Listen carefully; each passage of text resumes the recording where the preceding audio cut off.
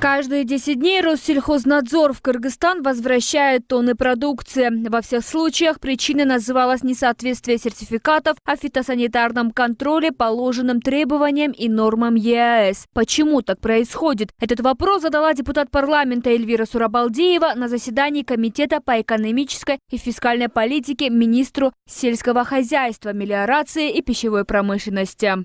Кто есть?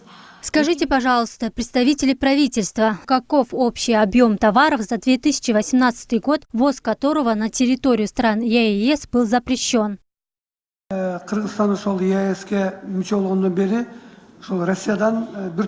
Согласно официальным данным, фактов по возврату продукции не было. Мы уточняли у Россельхознадзора, у Минсельхоза Казахстана. Официальных фактов по этому вопросу нет.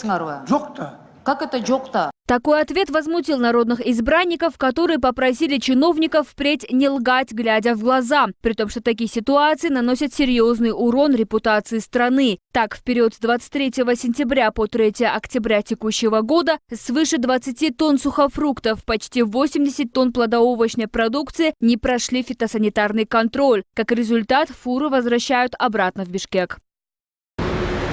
Между тем, сами дальнобойщики также признаются, что фитосанитарную проверку продукции, экспортированная из Кыргызстана, не всегда проходит без последствий. Да, проблема в документах. Неправильные документы, неправильное заполнение документов. Часто такие ситуации бывают на границе? Редко. Возвращают груз? Да, редко. Редко, но бывают, Но да? бывает. А в обычном какие товары? Какого рода товары? Разные, девушка, все возится, все. Вполне возможно, что Минсельхоз действительно не владеет информацией и нет фактов возвращенной продукции, потому как во избежание больших убытков предприниматели пытаются на месте продать свой товар, так сказать, своими силами решают проблему. В профильном ведомстве пока отказываются от комментариев по этому вопросу, сообщив, что в ближайшее время дадут ей разъяснение.